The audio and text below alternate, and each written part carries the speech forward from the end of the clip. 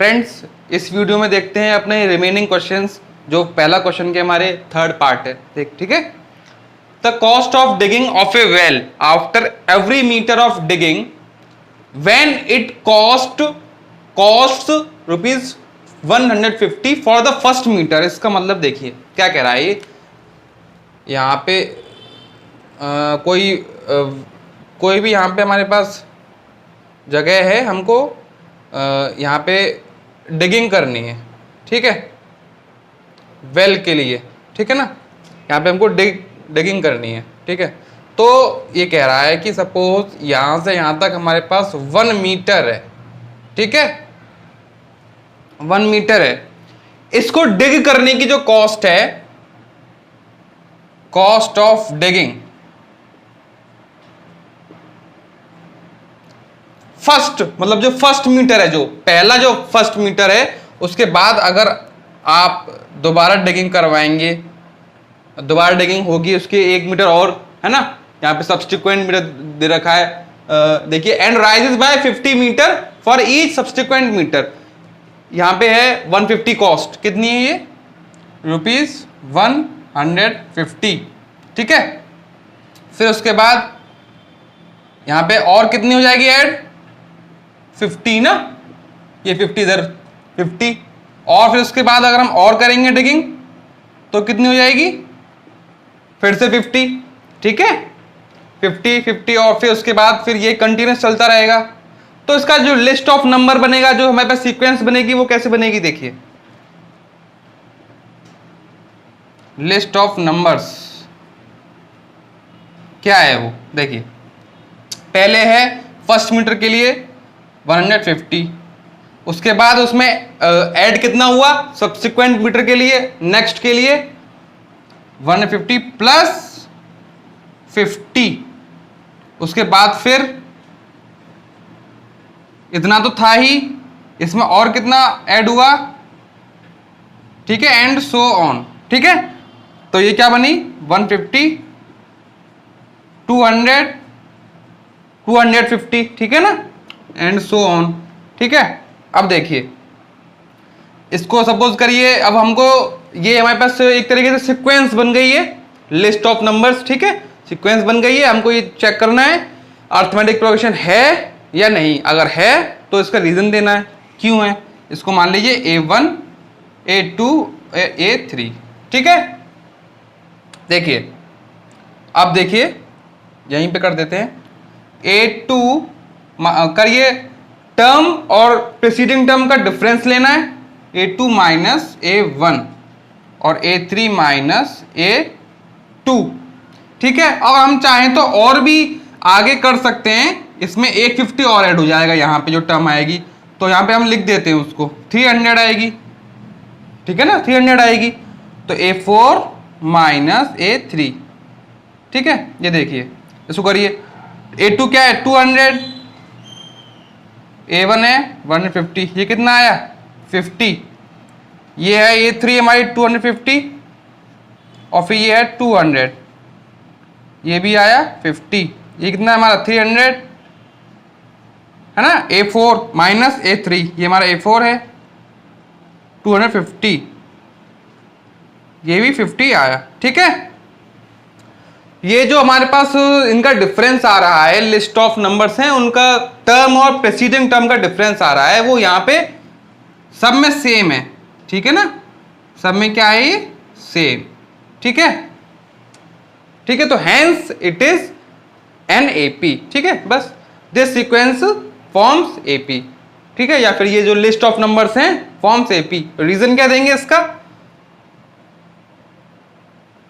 Reason मांगा है ना क्वेश्चन में, वाई, क्यों, तो यहां पे लिखेंगे हम, since difference between term and preceding terms is remains constant, ठीक है ना। उनका जो डिफरेंस आ रहा है वो क्या ऐसा है, कांस्टेंट है ना, या फिर फिक्स्ड है, चेंज नहीं हो रहा। तो बस इतना लिखने के बाद hence sequence is an arithmetic progression. खत्म, बस यही है। इसमें इजी था ये बहुत, ठीक है। अब नेक्स्ट देखते हैं, चलिए फोर्थ देखते हैं, लास्ट पार्ट फर्स्ट का। The amount of money in the account. इसमें हमको जो भी हमारे पास लिस्ट ऑफ नंबर्स बनेंगी, ठीक है, जो भी हमारे पास सीक्वेंस बनेगी, उसमें क्या क्या कह रहा है, अमाउंट ऑफ मनी में निकालनी है। मतलब जो मनी हमारा जो अमाउंट है वो अकाउंट के अंदर एवरी ईयर, देखिए किस तरीके से, when 10,000 is deposited at a compound interest eight 8% per annum. इसका मतलब देखिए, इसका मतलब किसी भी बंदे का अकाउंट है किसी भी बैंक में या फिर किसी भी कंपनी में XYZ, ठीक है, उसमें क्या है, उसने 10,000 रुपये डिपॉजिट किए, ठीक है। अब उसने 10,000 रुपये डिपॉजिट किए ताकि एवरी ईयर, देखिए एवरी ईयर उसके जो अकाउंट में मनी इस 10,000 पे, जो 10,000 है, ठीक है ना, इस 10,000 पे, इस 10,000 पे 8% के हिसाब से इंक्रीज हो, यानी 8% इस पे, वो भी एक साल में, यानी 8% पर एनम के हिसाब से उसमें इंक्रीमेंट होना चाहिए, ठीक है। अब देखिए उसकी हमको पहले लिस्ट ऑफ नंबर्स बनाते हैं। पहले तो हम देखते हैं इसको, अगर हम और इजी वे में समझें तो देखिए, जैसे कि मैं आपको एग्जांपल दूं, मैंने किसी कंपनी में 100 रुपये जमा किए, ठीक है, या फिर किसी बैंक में बस 100 रुपये अमाउंट मैंने जमा किया, ठीक है। अब कितने के रेट से, वही 8% के रेट से।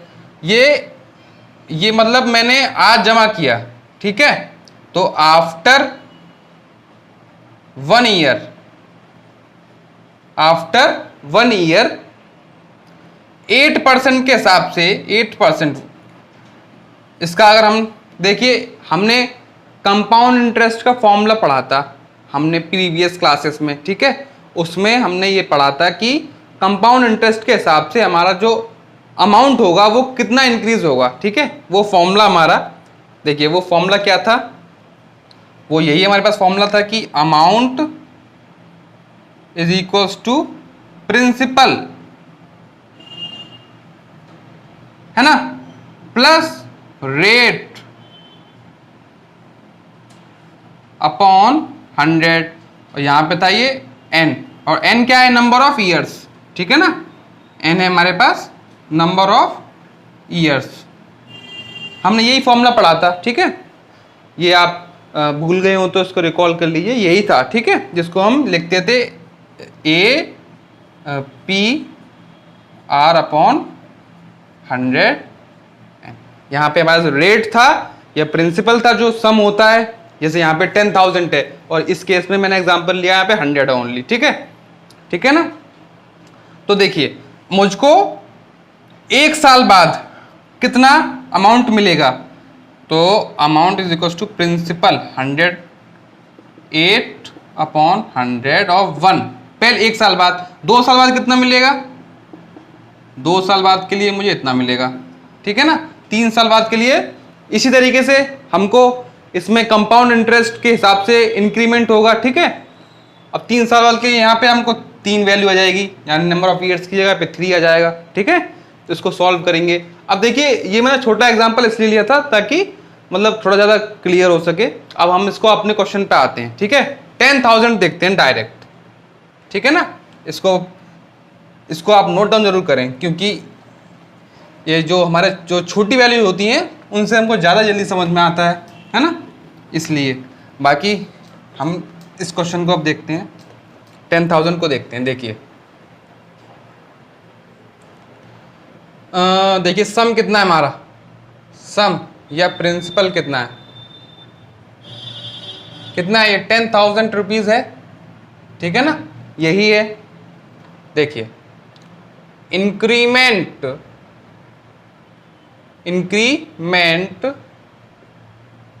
After 1 year,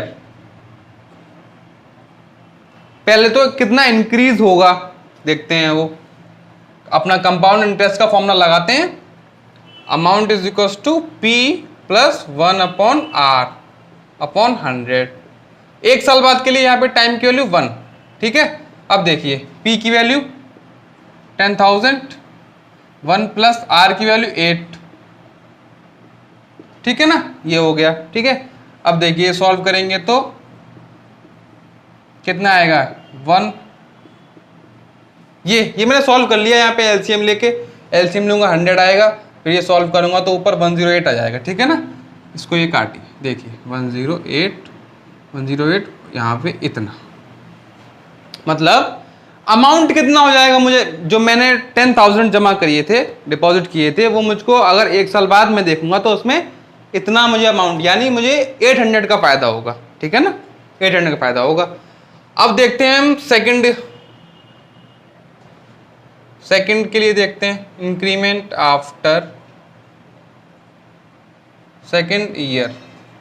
increment basically increased amount ही है, मतलब हमारे पास जो था 10,000, बाकी कितना हो गया, है ना, हमने कितना अपना उसमें गेन कर लिया, ये हो गया हमारा, ठीक है। अब देखिए सेकंड ईयर के लिए देखिए, amount is equals to, direct लिख देते हैं।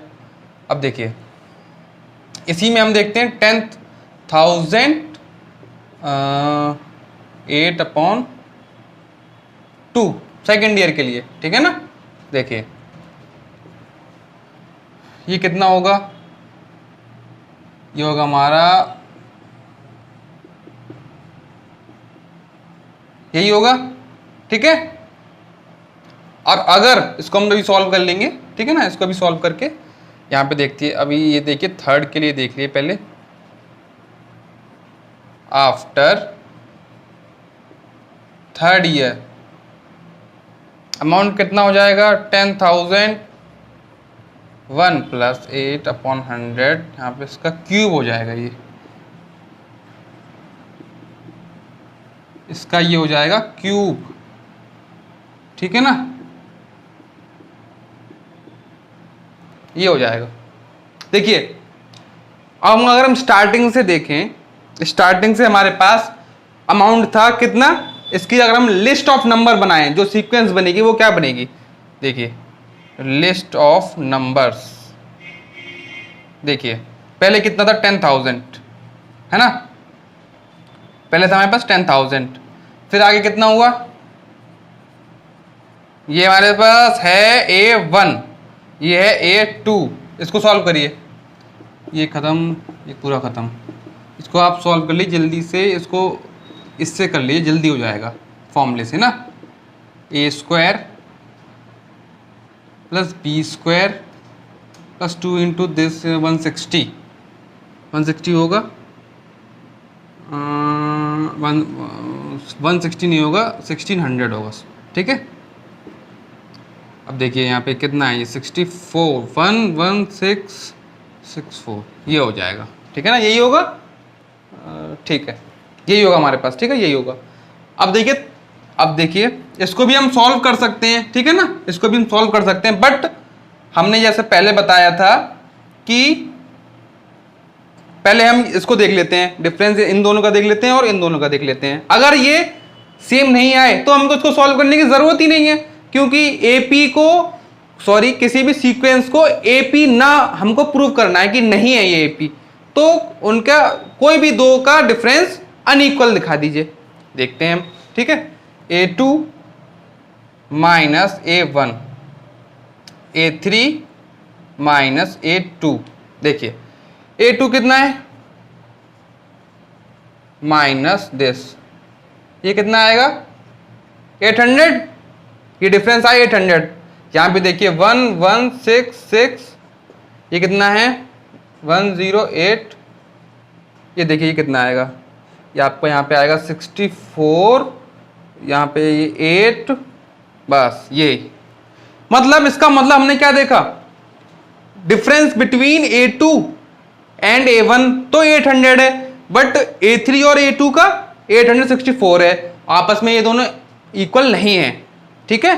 तो इसका मतलब this sequence will not form an arithmetic progression, ठीक है। तो इसका मतलब ये हमारा रीजन है कि इसका आंसर है नो। ठीक है, ये सीक्वेंस जो है एपी नहीं बना रही। ठीक है, बस यही है इस वीडियो में, इतना ही। बाकी के जो नेक्स्ट क्वेश्चन है वो नेक्स्ट वीडियो में हम देखते हैं। ठीक है, मैं उम्मीद करता हूँ ये सब आपको समझ में आया होगा।